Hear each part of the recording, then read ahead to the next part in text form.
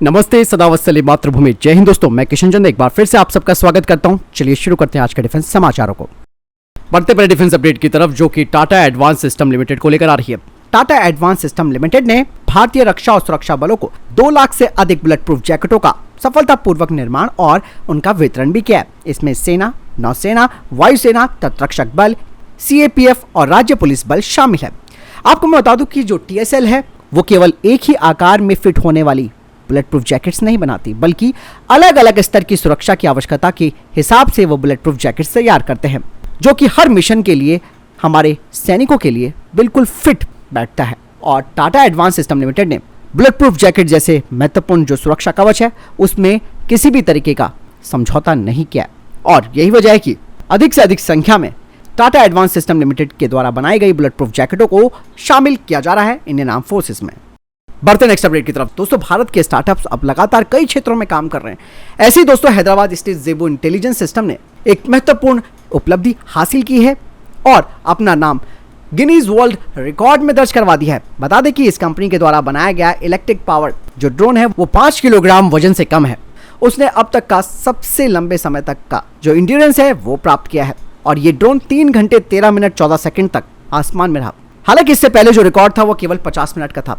और जेबो intelligence system के द्वारा बनाया गया ये नया ड्रोन भविष्य में काफी सारे फायदे हमें देगा। ये इलेक्ट्रिक ड्रोन है, इसे चुपचाप तरीके से ऑपरेट किया जा सकता है, इसका इमिशंस भी काफी कम होगा और साथ ही इसकी एफिशिएंसी भी बढ़ी हुई होगी। और इस तरीके से दोस्तों ये ड्रोन भी कई सारे सेक्टर्स में काम में आएगा, क्योंकि दोस्तों छोटे ड्रोन की एंड्योरेंस टाइम बहुत कम होता है। ऐसे में 3 घंटे से ज़्यादा का इस ड्रोन का एंड्योरेंस टाइम है, तो आप समझ सकते हैं कि इसका इस्तेमाल सर्विलांस के तौर पर बहुत ही अच्छी तरीके से किया जा सकता है। चलिए बढ़ते हैं नेक्स्ट अपडेट की तरफ। दोस्तों, बेंगलुरु की स्टार्टअप ने भी एक बड़ी उपलब्धि हासिल कर दी है। बेंगलुरु की Zulu defence system private limited ने 2 नई टेक्नोलॉजी का अनावरण किया है, जिसमें कि डार्प और होवर भी शामिल है, जो कि भारतीय रक्षा क्षेत्र में बहुत ही महत्वपूर्ण काम करने के लिए तैयार है। डार्प यानी कि डिप्लॉयबल रेसी एंड अटैक प्लेटफॉर्म है, और ये जो सिस्टम है वो एक होवरिंग म्यूनिशन है जो कि कंप्यूटर विजन से संचालित होता है।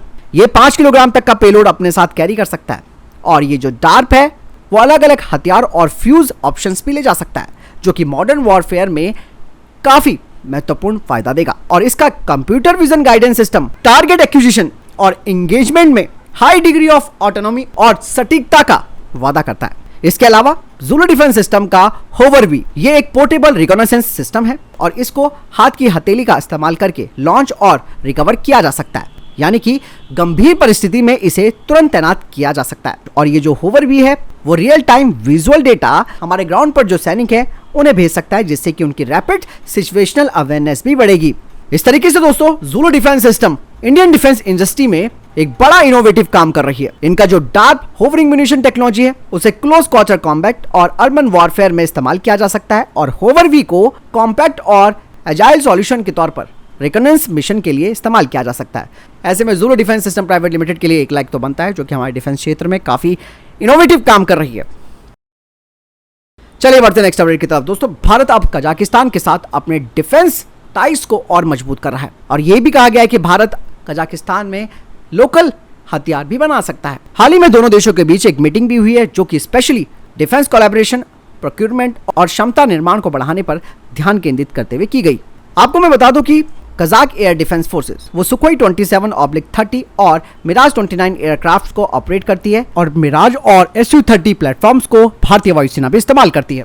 ऐसे में भारत ने उन्हें एडवांस वेपन सिस्टम जैसे कि अस्त्र मार्क 1 और रुद्रम 1 जैसी मिसाइलों की पेशकश भी की है, क्योंकि Bharat already Sukhoi 30 MKI fighter jet में इनको इंटीग्रेट कर चुका है। अस्त्र MK1 एक स्वदेशी beyond visual range air to air missile है, जो कि कजाकिस्तान की वायुसेना को एक बड़ी बढ़त दे सकती है। इसके अलावा रुद्रम 1 एंटी रेडिएशन मिसाइल, जिसे कि DRDO ने तैयार किया है, ये दुश्मनों के रडार सिस्टम को खत्म कर सकती है। बहुत चीजें हैं जो कि भारत इंटरनेशनली कर रहा है, और कजाकिस्तान के साथ भारत अपने रक्षा सहयोग को मजबूत करने की दिशा में महत्वपूर्ण काम कर रहा है, और हो सकता है कि आने वाले समय में कजाकिस्तान के साथ भारत अस्त्र मार्क 1 और रुद्रम 1 की डील कर दे। बढ़ते नेक्स्ट अपडेट की तरफ। दोस्तों, लगातार दुनिया में लेजर हथियारों की दौड़ शुरू हो चुकी है। ऐसे में भारत ने भी अपने लेजर वेपन पर काम करना शुरू कर दिया है। उसके बारे में आपको डिफेंस अपडेट में बता चुका हूं कि 30 किलोवाट का जो लेजर वेपन सिस्टम है उसका DRDO ने सफलतापूर्वक परीक्षण कर लिया है, और अब इसका एक नेवल वेरिएंट भी तैयार किया जा रहा है, जिसका इस्तेमाल हमारे वॉरशिप्स के जरिए किया जाएगा। और डीआरडीओ का प्लान है 300 किलोवाट के लेजर वेपन सिस्टम को बनाने का। यही नहीं दोस्तों, इसके अलावा जो एक और देश है, खासकर की यूनाइटेड किंगडम, उन्होंने भी अपने ड्रैगन फायर प्रोग्राम के लिए एक बड़ा बजट आवंटित कर दिया है। यूके का जो dragon fire laser directed energy weapon है, उसके लिए अप्रैल के महीने में ही करीबन 350 मिलियन पाउंड्स का अप्रूवल मिल चुका है। तो ऐसे में आप समझिए दोस्तों, कई देश हैं जो कि लेजर वेपन टेक्नोलॉजी पर काम कर रहे हैं। बढ़ते नेक्स्ट अपडेट की तरफ। एचएएल के प्रमुख की तरफ से कहा गया है कि 64,000 करोड़ रुपए की सुपर सुखोई अपग्रेड का जो कॉन्ट्रैक्ट है वो अगले साल 2025 में साइन किया जा सकता है। बढ़ते नेक्स्ट अपडेट की तरफ दोस्तों। भारतीय सेना के जनरल मनोज पांडे का जो कार्यकाल है उसे 1 महीने तक विस्तारित कर दिया गया है। वे 31 मई को रिटायर होने वाले थे। कई दशकों के बाद भारत सरकार में किसी सेना प्रमुख को मिला ये पहला ऐसा सर्विस एक्सटेंशन है। जनरल पांडे भारतीय सेना के 29वें सेना प्रमुख हैं।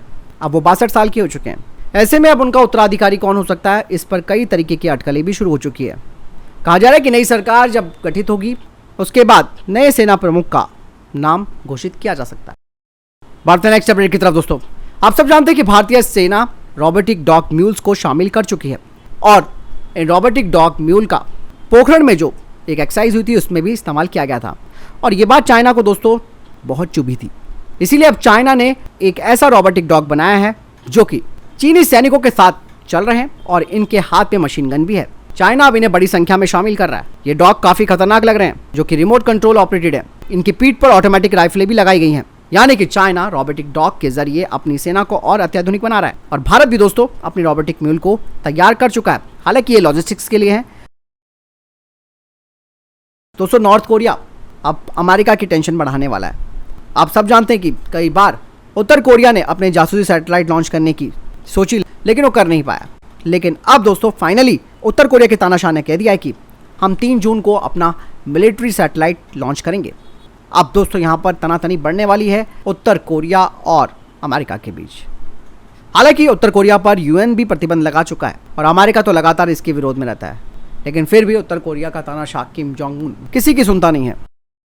बढ़ते नेक्स्ट अपडेट की तरफ दोस्तों। अमेरिका और चाइना के बीच अब तनाव और ज्यादा बढ़ने वाला है। हाल ही में अमेरिका की एयरफोर्स ने अपने F-22 रैप्टर को चाइना की मेनलैंड के करीब एक एयरबेस पर डिप्लॉय करना शुरू किया है। F-20 रैप्टर्स को जापान के कैडिना एयरबेस पर तैनात किया गया है और कैडिना ओकिनावा द्वीप पर है, जो कि चाइना से सिर्फ 650 किलोमीटर दूर है और ताइपे भी यहाँ से लगभग इतनी ही दूरी पर है।